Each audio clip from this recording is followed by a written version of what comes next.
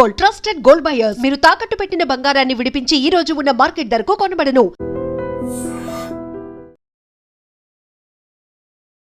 SCO సమ్మిట్లో భాగంగా భారతదేశ ప్రధానమంత్రి నరేంద్ర మోదీ చైనాలో పర్యటిస్తున్నప్పుడు ఆయన హత్యకు కుట్ర జరిగిందా?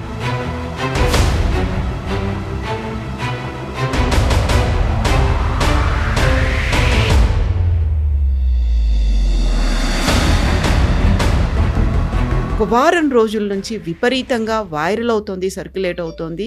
CIA భారతదేశ ప్రధానమంత్రిని హత్య చేయడానికి కుట్ర పన్నింది అనేది. చాలా మటుకు మోదీ గారు వచ్చిన తర్వాత ఒక స్టేట్మెంట్ చేశారు కాన్ఫరెన్స్లో, మనందరూ ఆ వీడియో చూసాం. कल रात ही मैं जापान और चीन की यात्रा करके वापस लौटा हूं.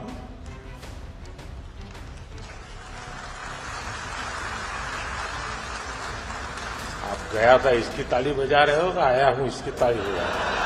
జపాన్కి చైనాకి వెళ్ళి రిటర్న్ వచ్చానంటే అనగానే చప్పట్లు కొట్టారు. నేను వెళ్ళిన దాన్ని చప్పట్లు కొట్టారా లేకుంటే వచ్చిన దాన్ని కొట్టారా అని అడిగారు.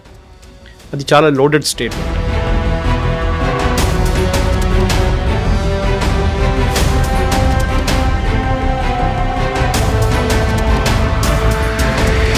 స్ట్రాటజీ ఉంది CIA వాళ్ళకి. వాళ్ళు ఏం చేస్తారంటే చాలా మటుకు కూ చేయాలన్నప్పుడు ఒక ప్లాన్ పద్ధతి ఉంటుంది వాళ్ళ దగ్గర. ఆపోజిషన్ని ఫండ్ చేస్తారు.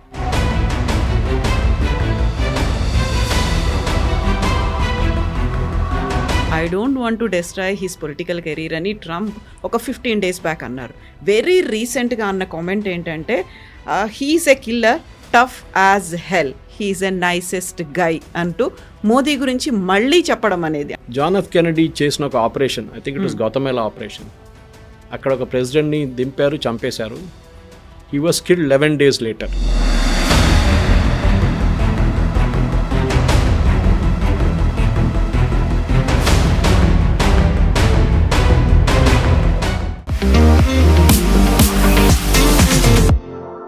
నమస్తే, నేను Kavitha. Welcome to I dream news and నిజాలు. SCO సమ్మిట్లో భాగంగా భారతదేశ ప్రధానమంత్రి నరేంద్ర మోదీ చైనాలో పర్యటిస్తున్నప్పుడు ఆయన హత్యకు కుట్ర జరిగిందా? దీని వెనకాల సెంట్రల్ ఇంటెలిజెన్స్ ఏజెన్సీ వ్యూహ రచన ఉందా?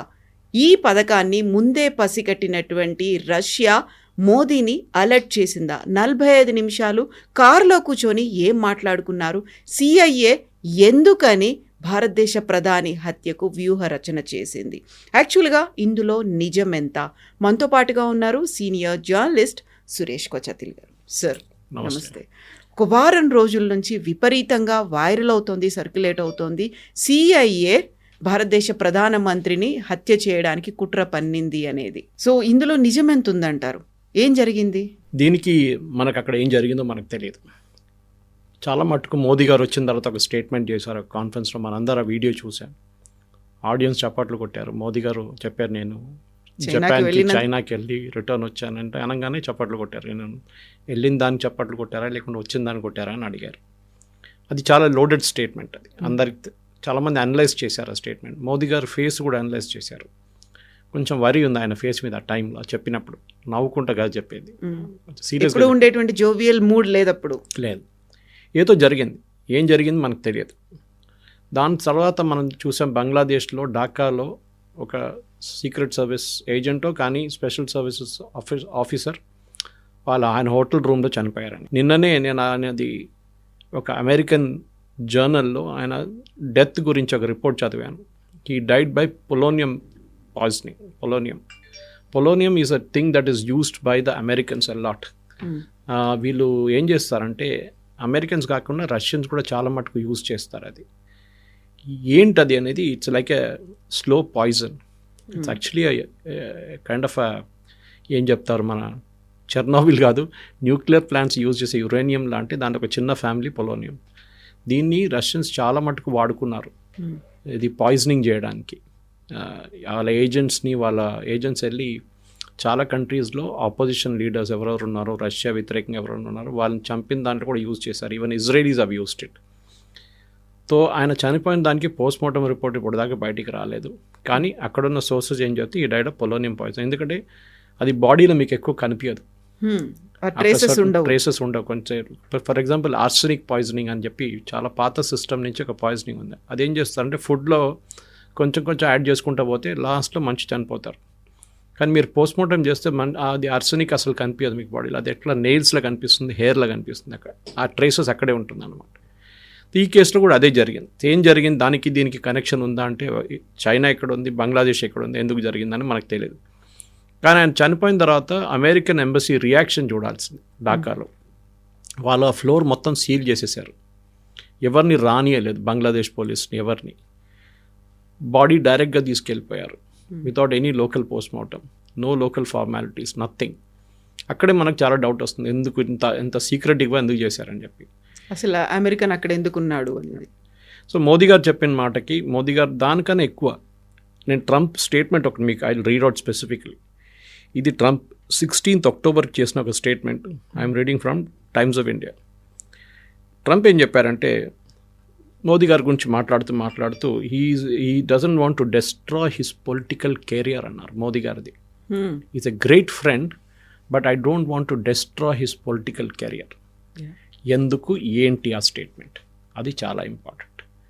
This is where we need to understand ఏం జరిగింది ఆ రోజు. ట్రంప్ అట్లా స్టేట్మెంట్ ఎందుకు చేశారు.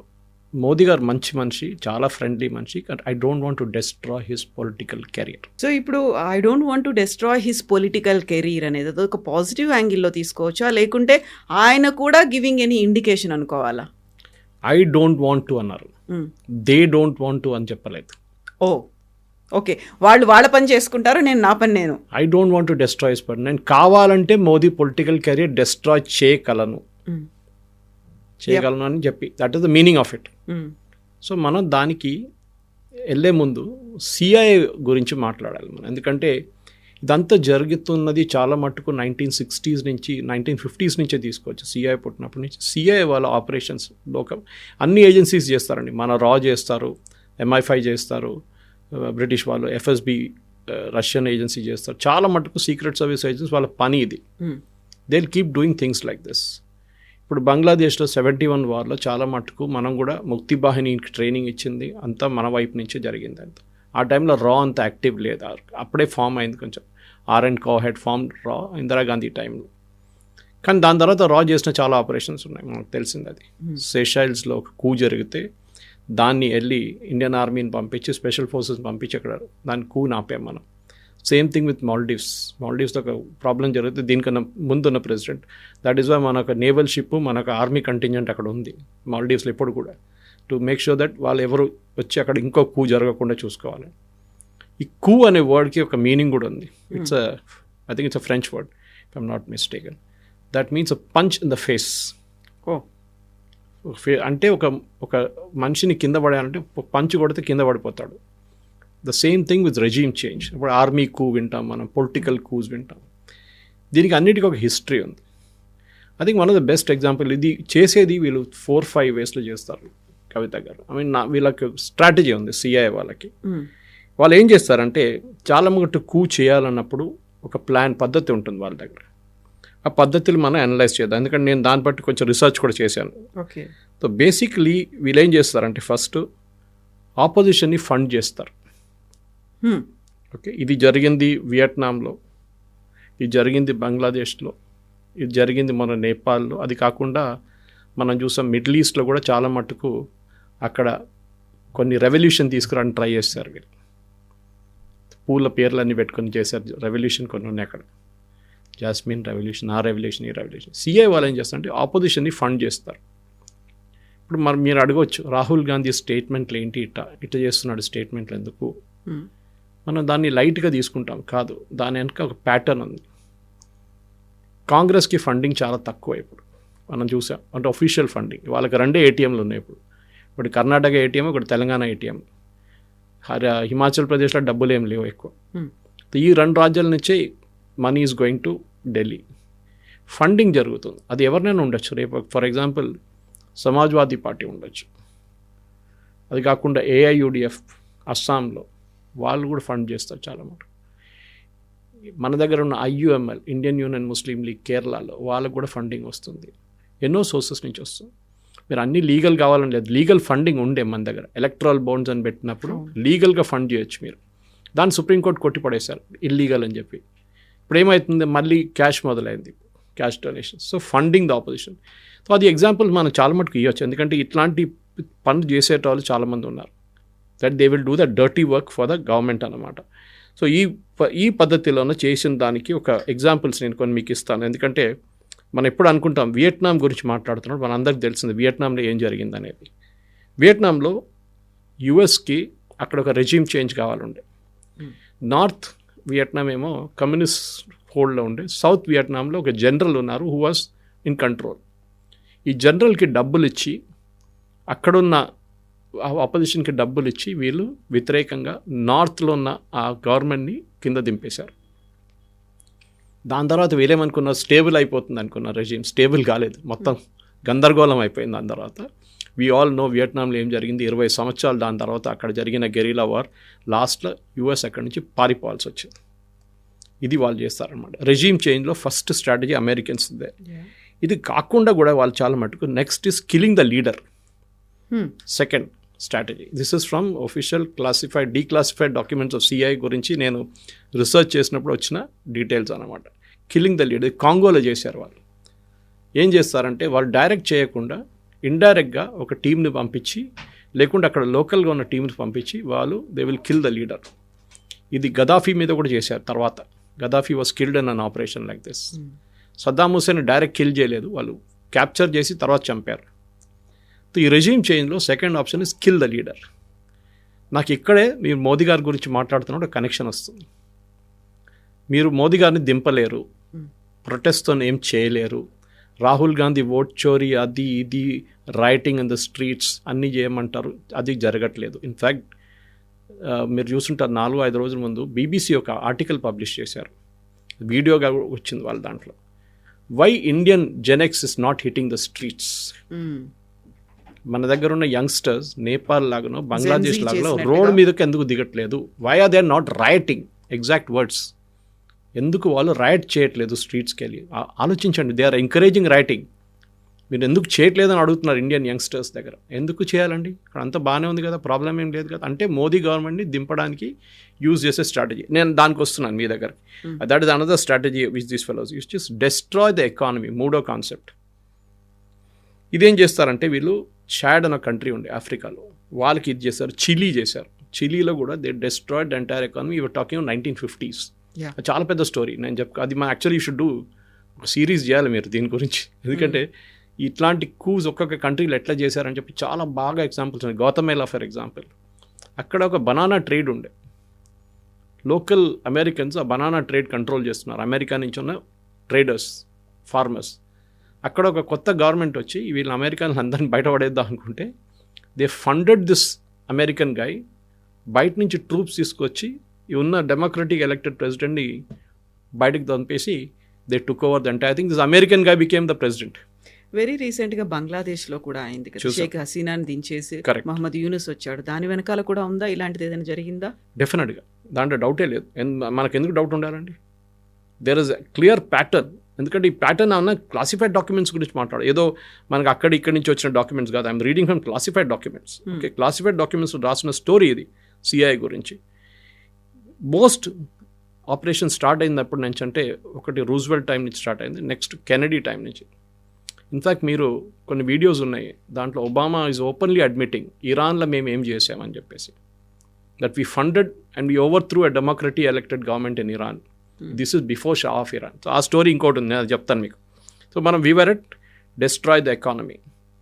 మనం హిండన్బర్గ్ రిపోర్టు, అది కాకుండా ఇప్పుడు recently Washington Post report Adani గురించి రాసిన report written by an Indian guy, Manu Pillai.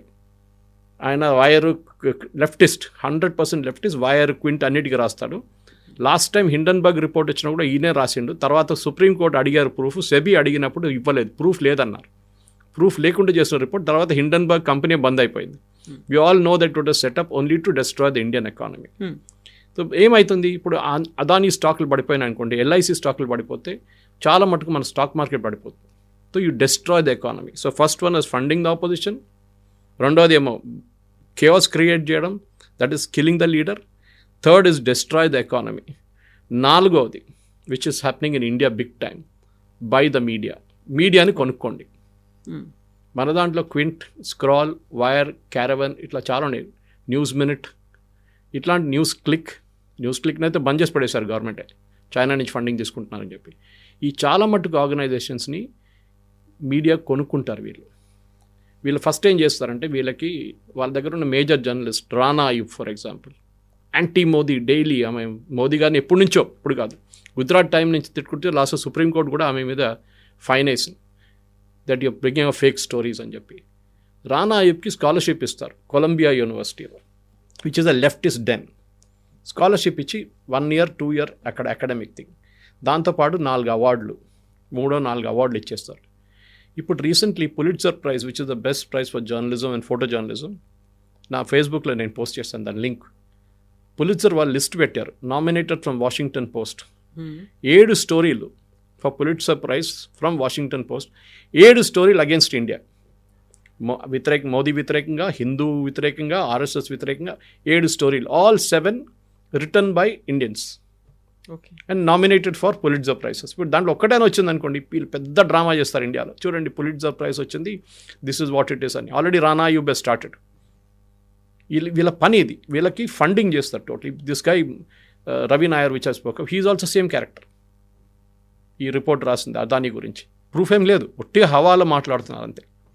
So ఇది మెయిన్ మీడియాని కొనుక్కోవడం. సో ఇది సోవియట్ యూనియన్ టైంలో కూడా మన దగ్గర బ్లిట్స్ అనే ఒక మ్యాగజైన్ ఉండే, ఇప్పుడు this generation won't know it. R K Karanjia was editor. నేను అప్పుడు స్కూల్లో కాలేజీలో ఉన్నప్పుడు we use to look forward, weekly ఉండే, total Soviet, pro Soviet. Russia ఏం చెప్తారో అదే రాస్తారు ఇక్కడ.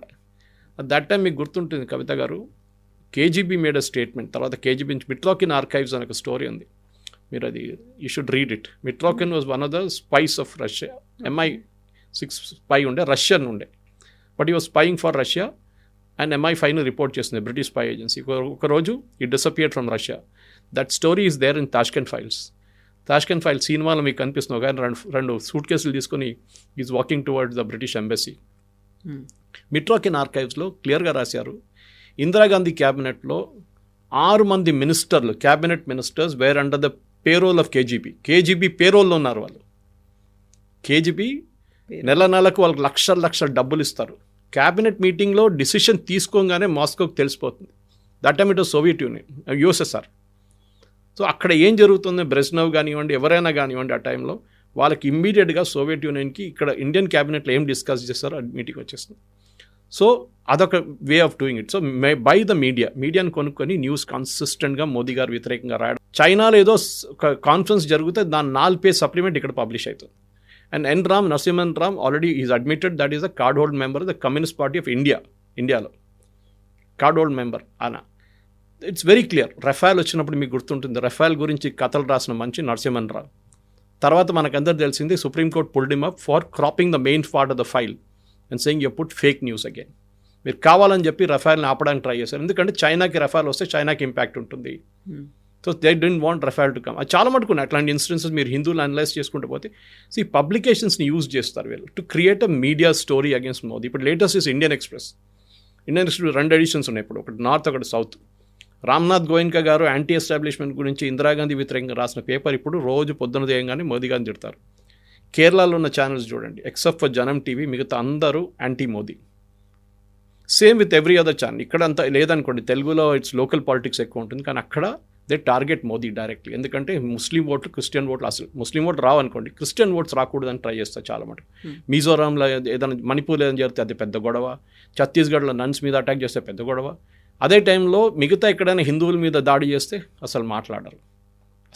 ఇవాళ Kukis have killed 1 Hindu guy, news రాదు అది కేరళలో. ఇట్లాంటి చాలా చోట్ల మీకు అనిపిస్తుంది that they bought over the media completely.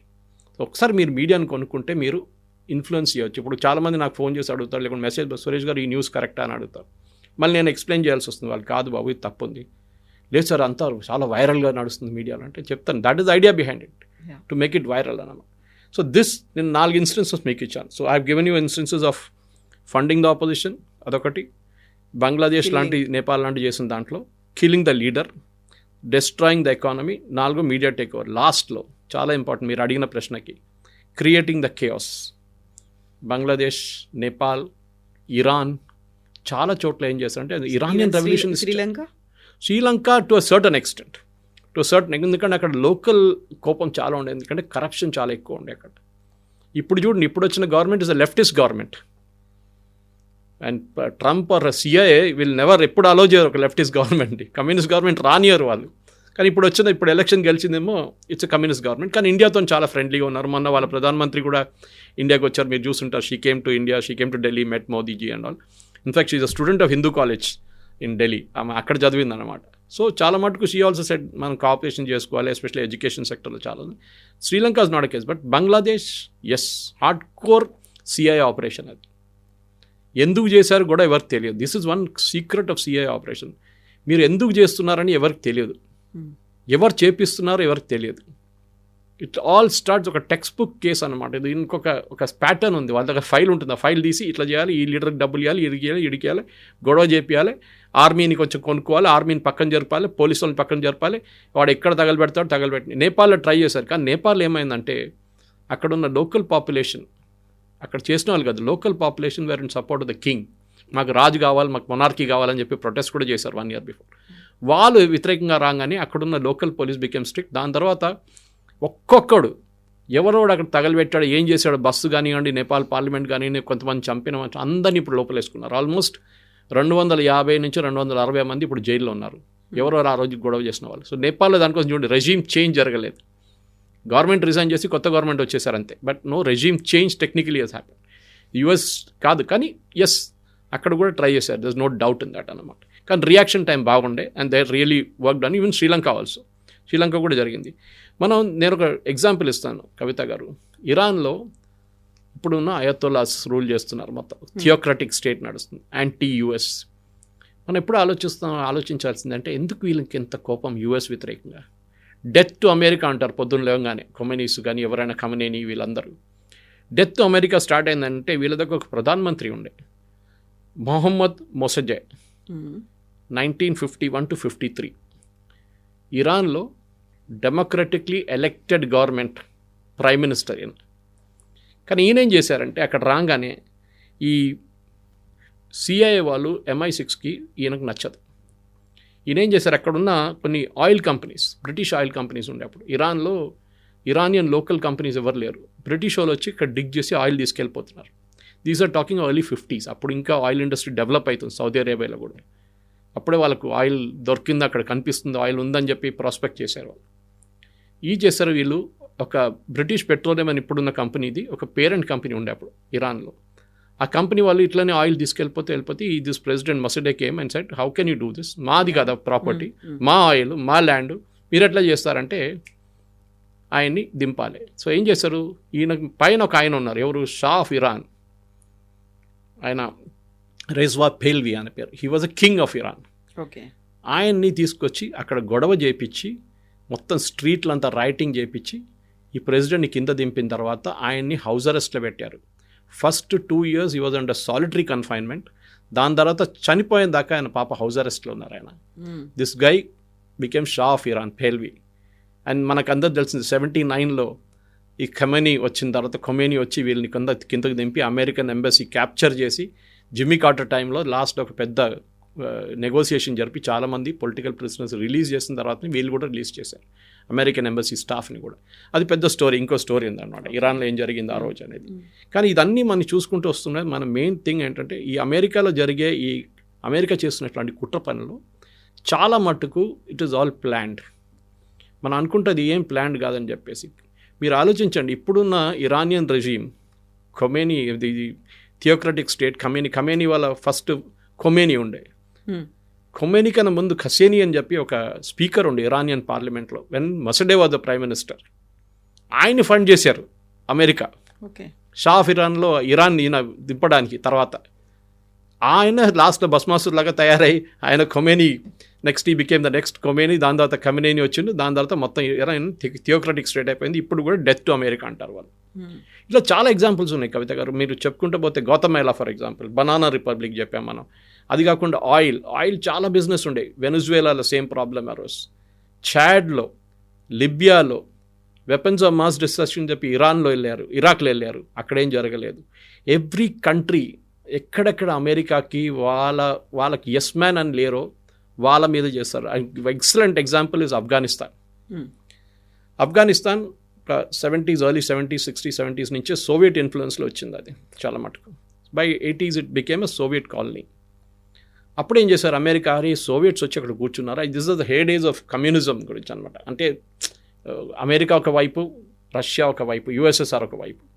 వీళ్ళని ఎట్లయినా అక్కడి నుంచి బయట తెరిమి కొట్టాలని చెప్పి అమెరికా ఏం చేశారంటే చాలా మటుకు ఈ సౌదీ అరేబియా నుంచి, ఇరాన్ నుంచి, ఇరాక్ నుంచి ఈ థియోక్రటిక్ ముల్లాస్ ఉంటారు చూడండి, వాళ్ళు పిలిపించుకొని ఆఫ్ఘనిస్తాన్కి తీసుకొచ్చి పాకిస్తాన్ సహాయంతో పాకిస్తాన్కి డబ్బులు ఇచ్చి, ఎక్విప్మెంట్ ఇచ్చి, వీళ్ళకి ఆయుధాలు ఇచ్చి సోవియట్ యూనియన్ని అక్కడి నుంచి తరిమి కొట్టారు. ఆ రోజు వెళ్తూ the Soviet then Afghan prime minister, I forget his name, I think is Gulbuddin Hekmatyar, ఎవరు ఉన్నారు, one person, he made a statement, Kavitha garu, మీరు ఈరోజు చేసింది ఒకరోజు వీళ్ళు వచ్చి మీ మీద కొడతారని చెప్పారు. అదే జరిగింది 9/11. వీళ్ళు సపోర్ట్ చేసిన వాళ్ళే like fellows like Osama bin Laden వెళ్ళి తర్వాత కొట్టారు వీళ్ళు. సో ఈ చాలా ఉన్నాయి. ఐసిస్ ఫామ్ చేసిన ఆయన కూడా ఈ గ్రూప్లో ఉన్నాడు ఆ టైంలో. వీళ్ళందరూ అల్ఖైదా, ఐసిస్ తర్వాత వచ్చింది. తర్వాత ఏం జరిగింది మన అందరికి తెలిసిందే, యూఎస్ని, నేటోని అక్కడిని తరిమి కొట్టారు వీళ్ళందరూ కలిసి. So history turn on it's head అనమాట. సో అమెరికన్ ఆపరేషన్స్ అంటే ఎక్కడెక్కడ, ఇప్పుడు మనం నిన్న మీరు చేసిన ఒక స్టోరీ నేను చూశాను, దాంట్లో మీరు జియాउल हक గురించి మాట్లాడారు. జియాउल हकని ఎట్లా డిసపియర్ అయ్యి సీన్ నుంచి అని చాలామంది తెలియదు. ఒక బుక్ కూడా ఉండే, I forget the name, the mangoes గురించి, the case of mangoes or the box of mangoes అని చెప్పి ఒక స్టోరీ ఉంది. జియాउल हक చాలా టైంలో అమెరికన్ పేరోల్లో ఉన్నారు, సిఐఏ పేరోల్లో. కానీ తర్వాత ఈ బికేమ్ స్లైట్లీ అరగెంట్, ఈ వీళ్ళని పట్టించుకోవట్లేదు సిఐఏ కానీ అమెరికన్స్ని కానీ. ఏం చేశారంటే ఒకరోజు ఈ వాజ్ కమింగ్ ఫ్రమ్ పెషావర్, అయితే పెషావర్ నుంచి ఒక మిలిటరీ ఎయిర్క్రాఫ్ట్లో వస్తున్నప్పుడు దాంట్లో మ్యాంగోస్ లోడ్ చేశారు వీళ్ళు. లోకల్ అక్కడ మ్యాంగోస్ ఉంటాయంట ఆ ఏరియాలో, చాలామంది మ్యాంగోస్ లోడ్, పెద్ద పెద్ద క్రేట్లు, దాంట్లో 2-3 క్రేట్లు కింద మ్యాంగో కింద పెద్ద బాంబులు పెట్టారు, టైమ్ బాంబ్స్ పెట్టి aircraft and it took off, it blue up. In fact couple of I think Americans కూడా ఇద్దరు చనిపోయారు దాంట్లో, వాళ్ళకు కూడా తెలియదు ఇది జరిగిందనేది. సిఐ ఆపరేషన్ ఉండే, దాంతో Zia ul Haq is out from the scene. ఇట్లాంటి చాలా పనులు చేస్తుంటే వస్తారు వీళ్ళు. మీరు చూడండి, రెజీమ్ చేంజ్ అనగానే అమెరికన్స్కి they are experts at it. ఇప్పుడు మీరు చెప్పినటువంటి చాడ్ కావచ్చు, చిలీ కావచ్చు, వియత్నాం అయినా, గ్వాటమాలా అయినా, బంగ్లాదేశ్ అయినా, ఆఫ్ఘనిస్తాన్ అయినా, ఇవన్నీ కూడా ఒక రకంగా వెనకబడిన కంట్రీస్ ఆర్ చిన్న దేశాలు, ఆర్ఎల్స్ వాళ్ళల్లోనే ఇంటర్నల్గా క్రైసిస్ ఉంది, టెర్రరిస్ట్ అటాక్స్ ఇవన్నీ ఉన్నాయి. వాటిని భారతదేశంతో పోల్చడానికి లేదు. భారతదేశం is the biggest country, largest democratic country. ఇక్కడ చెయ్యాలి అంటే రీజన్ ఏమై ఉంటుంది, ఎందుకని చెయ్యాలి అనేటువంటి ఒక భావన ఉంది. చేయాలంటే ఇప్పుడు మోదీ గారు నా మాట వినట్లేదు. సేమ్ మిగతా కంట్రీస్లో అదే జరిగింది కదా, మా మాట వినట్లేదు. మోదీ గారు నేను చెప్పిన దాని ప్రకారం డ్యాన్స్ చేయట్లేదు. రష్యా దగ్గర నుంచి ఆయిల్ కొనుక్కుంటున్నాడు. రేపు రష్యాని తీసేసేయండి సీన్ నుంచి, ఇంకేమైనా కొత్తది తీసుకొస్తారు. మీరు ఇదెందుకు చేస్తున్నారు, ఇది కూడా చేయకూడదు. We will not accept. Modi గారు అని కాదు, పొలిటికలీ ఒక ఆర్టికల్ మన వచ్చింది, I think it was in New York Times, I think. దాంట్లో క్లియర్గా రాశారు. And even Fareed Zakaria GPS ఆ రోజు ఆయన ప్రోగ్రామ్ సిఎన్ఎన్లో, he made a very pertinent point. ఆయన చెప్పింది ఏంటంటే ఏ రూలర్ అయినా కానీ, ఏ దేశంలోనే ఏ రూలర్ అయినా కానీ అమెరికా ముందు తల వంచితే వాడు అంత్య సంగతి. పొలిటికలీ ఫినిష్ అయిపోతారు, వాళ్ళ పార్టీ కూడా పొలిటికలీ ఫినిష్ అయిపోతారు. మోదీ కాదు, రేపు ఏ ఇండియన్ ప్రైమ్ మినిస్టర్ ఉన్నా కానీ అమెరికా ముందు తల వంచరు. ఈ సీన్లో, ఈ పర్టికులర్ సెనారియోలో ముందు చేశారు కానీ ఇప్పుడు చేయరు. మన్మోహన్ సింగ్ మన అందరికి తెలిసిందే, న్యూక్లియర్ ఒక పోఖ్రాన్లో టెస్ట్ చేయడానికి రెడీగా ఉన్నప్పుడు దాన్ని ఆపేశారు. నరసింహరావు టైంలో కూడా జరిగింది అదే. దాని తర్వాత 26/11 జరిగినప్పుడు రిటర్న్ అటాక్ చేద్దామని చెప్పి అప్పుడు I think it was Condoleezza Rice who came and said don't do it, US secretary of state, మీరు చేయకూడదు, పాకిస్తాన్ అటాక్ చేయకూడదు అంటే ఆపేశారు అటాక్. మనం తర్వాత చేసాం, మోదీ గారు ఇప్పుడు చేసిన ఆపరేషన్ సింధూర్ లాగా అప్పుడు చేద్దాం అనుకున్నారు. We are ready. ఇన్ఫ్యాక్ట్ అప్పుడున్న ఇండియన్ ఎయిర్ ఫోర్స్ చీఫ్ కూడా చెప్పారు దట్ వీఆర్ రెడీ, కానీ మన్మోహన్ సింగ్ పర్మిషన్ ఇవ్వలేదని చెప్పి. సో ఎక్కడెక్కడ రెజీమ్ మీద ప్రెషర్ పెట్టవచ్చో, అండ్ చాలా క్లియర్గా మనకు సిఐ ఆఫీసర్ ఒక స్టోరీ కూడా, వీడియో కూడా వచ్చింది, మీరు చూసుంటారు. It was on NDTV, I think, I'm not mistaken. Last week story వచ్చింది. And he was talking about how Pakistan's nuclear arsenal అని చూడండి, పాకిస్తాన్ దగ్గర ఉన్న న్యూక్లియర్ మిసైల్స్ అది కంట్రోల్ చేసేది యుఎస్ ముందు అంటున్నారు, కానీ ఇప్పుడు కూడా అంతే. దానికోసం మనం కైరానా హిల్స్ ఏ రోజు కొట్టామో ఆపరేషన్ సింధూర్లో, ఆ రోజు యుఎస్ ప్యానిక్ అయ్యారు. అప్పుడు దాకా వాళ్ళు ఏం చెప్పలేదు చూడండి, ఫస్ట్ 2-3 days యుఎస్ అసలు మాట్లాడలేదు. ఏ రోజు మనం కైరానా హిల్స్ కొట్టామో they immediately panic, because Kirana hills is a base for nuclear weapon storage. ఎప్పుడు ఒక న్యూక్లియర్ వెపన్ని అసెంబుల్డ్గా పెట్టారు, స్టోరేజ్గా పెడతారు. దాన్ని అసెంబుల్ చేయాల్సి వస్తుంది. ఒక న్యూక్లియర్ వార్ హెడ్ ఉంటుంది, ఒక డెలివరీ మెకానిజం ఉంటుంది, దాని తర్వాత ట్రాకింగ్ ఉంటుంది, మొత్తం రాడార్ సిస్టమ్ అంతా ఉంటుంది దాంట్లో. ఇది అసెంబుల్ చేయడానికి కొంచెం టైం పడుతుంది. దానికి సపరేట్గా పెడతాయి, ఎందుకంటే యాక్సిడెంట్ ఏదైనా జరిగితే చాలా డేంజరస్ అది. మొత్తం ఏరియా అంతా ఇప్పుడు చెర్నోబిల్ లాగా అయిపోతుంది. కొన్ని జనరేషన్ దగ్గర 500 కిలోమీటర్ మీరు ఏం చేయలేరు, అక్కడ ఉండలేరు ఎవరు, అంత పరిస్థితి దారుణంగా అయిపోతుంది అనమాట. సో అట్లాంటి పరిస్థితుల్లో మనం ఏ రోజు కైరానా కొట్టామో దే ఇమీడియట్లీ ప్యానిక్డ్ అమెరికన్స్. ఇప్పుడు సిఐ ఆఫీసర్ అదే కన్ఫర్మ్ చేస్తున్నారు దట్ ఎస్ మా దగ్గర పాకిస్తాన్, ఎందుకంటే భయం ఏంటంటే ఇది ఎవరైనా రేపు తెహరీక తాలిబానో ఎవరైనా వచ్చి కొట్టి తీసుకెళ్ళిపోతే, లేకుంటే ఇరాన్ వెళ్ళి తీసుకెళ్ళిపోతే వాళ్ళ చేతిలో న్యూక్లియర్ మిసైల్స్ ఉంటుంది. సో దాన్ని ఆపాలని చెప్పి. సో అమెరికా అనేది ఒక కంట్రీకి కాన్స్టెంట్గా వాళ్ళు ఎస్ అని చెప్పే రెజిమ్స్ వాళ్ళకి కాదు. ఇప్పుడు చూడండి జాపనీస్ ప్రైమ్ మినిస్టర్, నాకు బాధ అనిపించింది చాలా మటు. షీఈ్ ఓపెన్లీ ప్రైజింగ్, సైనింగ్ ఎంత, ఎందుకంటే ఏ కంట్రీస్ అమెరికాతో ఇప్పుడు అగ్రిమెంట్ సైన్ చేశారు చూడండి చాలా తక్కువ. UK, Vietnam, Japan, South Korea, వీళ్ళందరిది సెక్యూరిటీ గ్యారంటీస్ ఇస్తున్నది అమెరికా. జస్ట్ లైక్ ఇజ్రాయెల్ కూడా సెక్యూరిటీ గ్యారంటీ ఉంది అమెరికా, మిమ్మల్ని ఎవరు ముట్టరు మేము చూసుకుంటామని చెప్పేసి. మనకు ఆ ప్రాబ్లం లేదు. మనకు ఎందుకు సెక్యూరిటీ గ్యారంటీ? మన దేశంలో మన ఆర్మీ ఉన్నారు, మన ఎయిర్ ఫోర్స్ ఉన్నారు, మన నేవీ ఉంది, వాళ్ళు చూసుకుంటారు వాళ్ళు. We don't need anybody support. కానీ EU కానీ ఆర్ ఈవెన్ సౌత్ కొరియాకి రెగ్యులర్ ఆర్మీ అంత పెద్ద ఆర్మీ లేదు. రేపు నార్త్ కొరియా అటాక్ చేస్తే US వస్తారు ప్రొటెక్ట్ చేయడానికి. This is the main thing, మనం మర్చిపోతున్నాం దాని గురించి. సో దాట్ ఈస్ వై దానికి పెద్ద దేశాలు సైన్ చేయలేదు, అమెరికాతో అగ్రిమెంట్ సైన్ చేయలేదు. వాళ్ళు అంటున్నారు తర్వాత చూద్దాం, మనం ఇప్పుడు కాదు, వీల్ స్పీక్, మనం కూడా మాట్లాడుతున్నాం. Possibly by November ending or December మన అగ్రిమెంట్ సైన్ చేస్తాం మనం. But on hour terms 15% or 16% duty రాబోతుంది ఎట్లా. కానీ ఈ అమెరికన్ ఉన్న రెజీమ్ చేంజ్, మోదీ గారితో ఆ రోజు జరిగిన SCO సమ్మిట్లో జరిగిన కాంట్రవర్సీ, ఆ కార్లో కూర్చొని ఎందుకు మాట్లాడారు 45 నిమిషాలు ఎప్పుడూ జరగదు. Because minute to minute programme ఉంటుంది. ఒక్క ప్రోగ్రామ్ 1 నిమిషం 30 సెకండ్ కూడా మార్చరు. అట్లాంటి టైంలో మోదీ గారి కోసం ఫస్ట్ వెయిట్ చేశారు పుటిన్ కార్లో. మోదీ గారు ఆయన హోటల్ నుంచి రావడానికి 10 నిమిషాలు పట్టింది. దాని తర్వాత కార్లో కూర్చొని డెస్టినేషన్ చేరుకున్న తర్వాత బయటకు దిగకుండా కార్ లోపల కూర్చొని 45 నిమిషాలు మాట్లాడారంటున్నారు. పాసిబ్లీ కూర్చొని wait till all green signal was given by the security, Putin security. Then వాళ్ళు కార్ నుంచి బయటకు వచ్చారు. ఆ రోజు అక్కడ ఏదైనా అటాక్ ప్లాన్ చేసి ఉన్నారా, ఏదైనా అటాక్ జరిగిందా మనకు తెలియదు. అది ఎప్పుడు డిస్క్లోజ్ చేయాలి. ఇంకోటి అంటే చైనాకు కూడా చాలా ఎంబారాస్మెంట్, ఎందుకంటే వాళ్ళ టెరిటరీలో దాన్ని జరిగితే వాళ్ళ మీద వస్తుంది ఇదంతా. సో వాళ్ళు కూడా చాలా కేర్ఫుల్ ఉంటారు. సో వాళ్ళు బహుశా టిప్ ఆఫ్ చేశారో, Russians security agencies tip of చేశారో మనకు తెలియదు. బికాస్ పుటిన్ సెక్యూరిటీ చాలా స్ట్రిక్ట్, చాలా టైట్. మీరు బిలీవ్ చేయరు, ఈవెన్ డోర్ హ్యాండిల్ చూడండి, ఆయన యూజ్ చేసిన కార్ డోర్ హ్యాండిల్ క్లీన్ చేస్తారు దాని తర్వాత సెక్యూరిటీ వాళ్ళు, ఎందుకంటే దాని మీద DNA ప్రింట్స్ ఉంటుంది. ఎవరైనా వచ్చి రేపు ఆ DNA ప్రింట్స్ తీసుకెళ్ళిపోతారని చెప్పి అప్పుడు పుటిన్ హెల్త్ ఎట్లా ఉందని తెలిసిపోతుంది దాని నుంచి. అది కూడా క్లీన్ చేస్తారనమాట. ఏ పాయింట్ అయినా కానీ ఆయన ఉండే హోటల్ కానీ ఏదైనా కానీ మొత్తం వైప్అవుట్ చేసేస్తారు వాళ్ళు, ఏ ఎవిడెన్స్ లేకుండా. సో అట్లాంటి సెక్యూరిటీ టైంలో న్యాచురల్లీ ఏదో జరిగింది, కానీ మనకు తెలియదు. So I gave you a history, చాలా పెద్ద హిస్టరీ. CIA ఆపరేషన్స్ గురించి మాట్లాడాలంటే మనకు 5-6 గంటల సేపు మాట్లాడవచ్చు.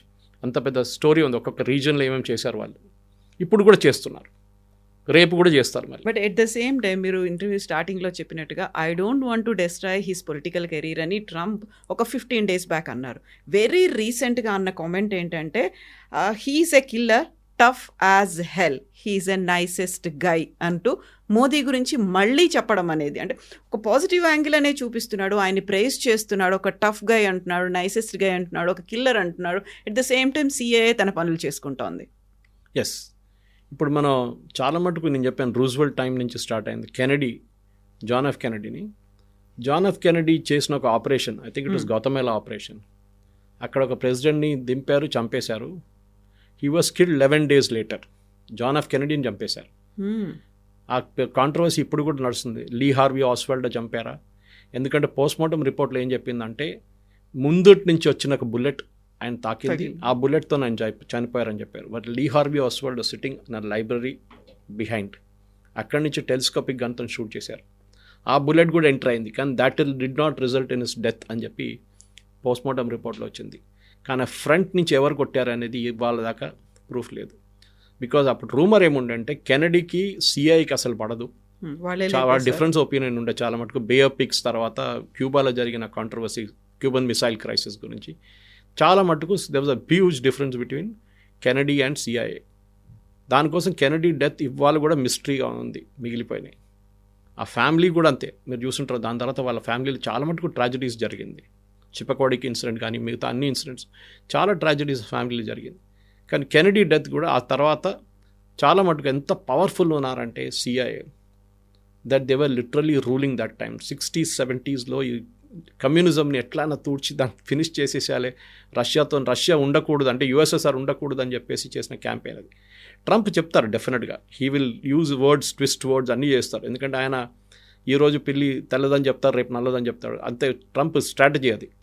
కానీ ఆయన చెప్పిన మాటకి ఫస్ట్ నేను అది ఇంత ఈజీ అని లైట్గా తీసుకుంటాను. లాస్ట్ చెప్పింది ఆయన దీనికన్నా ముందు కూడా చెప్పారు, Modi is a very tough negotiator, ఆయన అంత ఈజీగా అగ్రీ చేయడు అని చెప్పి. సో మన దగ్గర ఎవరో చెప్పాడు, ఆయన గుజరాతీ కదా, న్యాచురల్లీ అదే ఉంటుంది నెగోషియేషన్లో, వాళ్ళ ఎక్స్పర్ట్స్ వాళ్ళని చెప్పి. కానీ ఈ ఫస్ట్ స్టేట్మెంట్ నాకు వరి అవుతుంది. I don't want to destroy his political career. A US president చెప్పారు, మోదీ గారు ఎప్పుడు చెప్పారు కదా, I don't want to destroy Trump's political career అని. పొలిటికల్ కెరియర్ అంటే ప్రధానమంత్రిగా ఉండకూడదు. నేను అది చేయాలంటే చేయొచ్చు, చేస్తే నేను ఇప్పుడు చేయట్లేదు అంతే. I'm giving M benefit of doubt, I'm allowing M two continue లాగా, ఏదో నేను పెద్ద ఫేవర్ చేస్తున్నట్లు. ఇది ప్రాబ్లం. సో చాలా మటుకు కాన్స్పిరసీ థియరీస్ చాలా ఇంట్రెస్టింగ్, నేను చాలా పుస్తకాలు చదివాను దీని మీద. కానీ అసాసినేషన్స్లో సిఐఏ నంబర్ 1, దాంట్లో డౌటే లేదు. రష్యన్స్ కూడా చేశారు, రష్యన్స్ కన్నా ఎక్కువ ఇజ్రాయేలీస్ చేశారు. ఇజ్రాయేలీస్ దీంట్లో ఎక్స్పర్ట్స్. వాళ్ళు దుబాయ్లో ఒక హోటల్ వెళ్ళి వాళ్ళక ఇరానియన్ ఒక న్యూక్లియర్ సైంటిస్ట్ని కొట్టారు, దాని మీద రోడ్ మీద కొట్టారు. ఇదంతా వాళ్ళు చేస్తూనే ఉంటారు. Israelis are experts at that. Russian ఒక స్ట్రీట్ మీద నడుస్తున్న ఒక మనిషిని ఒక అంబ్రెల్లా ఒక పాయిజన్ డాట్ పెట్టి కొట్టారు ఇజ్రాయేలీస్. అది అన్ఫార్చునేట్లీ జార్డన్లో జరిగింది. అది became a big issue. After that మళ్ళీ యాంటీడోట్ తీసుకొచ్చారు, దానికి కొన్ని ఇంజెక్షన్ తీసుకొచ్చి ఇజ్రాయేలీస్ ఇచ్చి ఆ మనిషిని బతికించారు. ఈ was release recently from jail అన్నమాట, ఫ్రమ్ ఇజ్రాయెల్. సో అట్లాంటి పరిస్థితుల్లో మీరు ఆలోచించండి, ద బిగ్ కాంట్రవర్సీ. ఇజ్రాయెల్ చేస్తారు, యుఎస్ చేస్తారు, భారతదేశం చేసిందంటే ఎస్. మన దగ్గర పాకిస్తాన్లో అన్నోన్ మెన్ ఎవరినో వెళ్ళి కొడుతున్నాడు. ఆ అన్నోన్ మెన్ ఎవరో మన అందరికి తెలిసిందే, లోకల్గా డబ్బులు ఇచ్చి చెప్పించుకుంటాం అది. అండ్ సిఐఏ వాళ్ళు కూడా చేస్తున్నారు. It is everybody's game. కానీ దాంట్లో మనం కూడా కేర్ఫుల్గా ఉండాలి, అంతే, ఇంకేం లేదు. Thank you so much. Thank you very much. Thank you. And don't forget to subscribe to iDream. And for more videos, Please subscribe to iDream. Please subscribe to iDream. Please subscribe iDream. And please subscribe to iDream. For more videos, subscribe to iDream. please like, share and subscribe to the channel. Congratulations, iDream. Subscribe to iDream. Subscribe to iDream. So subscribe to iDream Media. iDream ki iDream team andarki huge congratulations. Please subscribe iDream Media. Please subscribe to iDream. Subscribe iDream. Please subscribe to iDream. iDream అంటే నా కళల ఛానల్ను subscribe చేసుకున్న నోరు తిరుగుతలేదు, మీరైతే గంట గుర్తు కొట్టండి. For more such videos, please subscribe to iDream. Subscribe to iDream. Please subscribe to iDream. Please subscribe iDream Media. Please do subscribe to iDream. Please subscribe to iDream Media. For best entertainment and information, please subscribe iDream.